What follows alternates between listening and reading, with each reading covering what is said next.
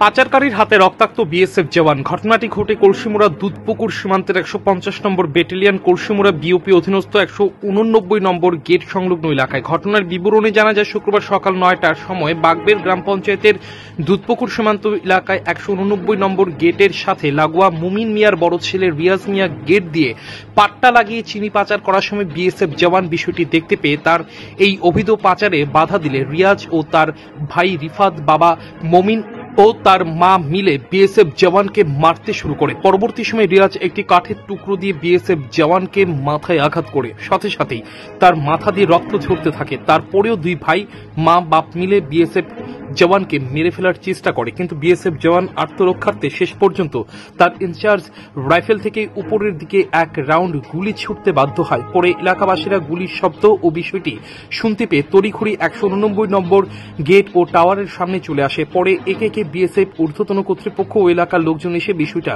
কিছুটা নিয়ন্ত্রণে আনে। পরে এলাকার সমাজসেবিক বাবুল মিয়া রক্তাক্ত বিএসএফ জওয়ানকে বক্সনগর সামাজিক স্বাস্থ্য কেন্দ্রে নিয়ে আসে।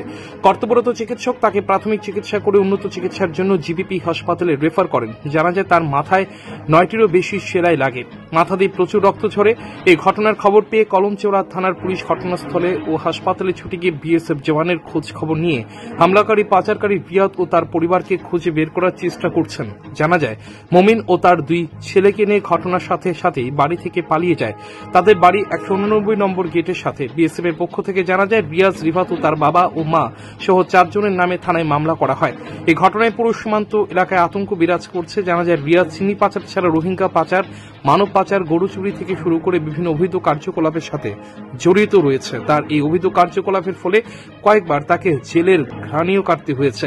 তারপরেও শোধরায়নি রিয়াজ। এখন দেখার বিষয় পুলিশ তার বিরুদ্ধে কি পদক্ষেপ নেয়। হিস্ট্রি অফ ফিজিক্যাল অ্যাসল্ট এবং হেড ইঞ্জুরি ছিল। পলিটেকনিক্যাল করে দেখলাম অনেক উপরে কাটা আছে, প্রায় 10 সেন্টিমিটার অ্যাপ্রক্সিমেটলি। তো আমরা ফার্স্ট এড ট্রিটমেন্ট দিয়েছি। এরপরে ইন্টারনাল ইঞ্জুরি আছে কিনা তার জন্য আমরা সিটি স্ক্যানের জন্য অ্যাডভাইস করে দিয়েছি জিবি যাওয়ার জন্য। আচ্ছা স্যার, কয়টা সেলাই লাগছে? সেলাই অনেকটাই লাগছে, মডার্ন 15টার উপরে সেলাই লাগছে এবং সিটি স্ক্যান করার জন্য আমরা জিবি পাঠিয়ে দিচ্ছি, যাতে ভিতরে ইন্টারনাল ইঞ্জুরি আছে কিনা কনফার্ম করার জন্য। ওনার নাম হচ্ছে হরিচন্দ্র পান্ডে, বয়স 54 বছর। উনি পেশেন্ট স্টেবল আছে। কোনখানে স্যার তিনি কর্মরত? ঘটনা হয়েছিল কলসিমুড়াতে। তো উনি হচ্ছে 150 ব্যাটালিয়ন বিএসএফ এর। Thank you sir. এবার পুজোর ধামাকা অফার নিয়ে হাজির মধুপুর পূর্ব বাজার ব্রিজ সংলগ্ন আরোহী অটোমোবাইল অ্যান্ড পার্টসে। সেখানে রয়েছে সার্ভিসিং সম্পূর্ণ বিনামূল্যে, পাশাপাশি স্পেয়ার পার্টসের ক্ষেত্রে 10% ছাড়ের বিশেষ সুবিধা।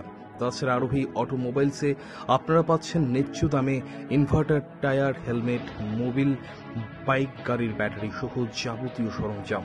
পাশাপাশি পুরনো বাইক ক্রয় এবং বিক্রয়ের ক্ষেত্রে রয়েছে বিশেষ সুবিধা। তাই আর দেরি না করে আজই চলে আসুন মধুপুর পূর্ব বাজার আরোহী অটোমোবাইলসে। তবে সেই অফার চলবে আগামী দীপাবলি পর্যন্ত। প্রযত্নে স্বপন দেবনাথ।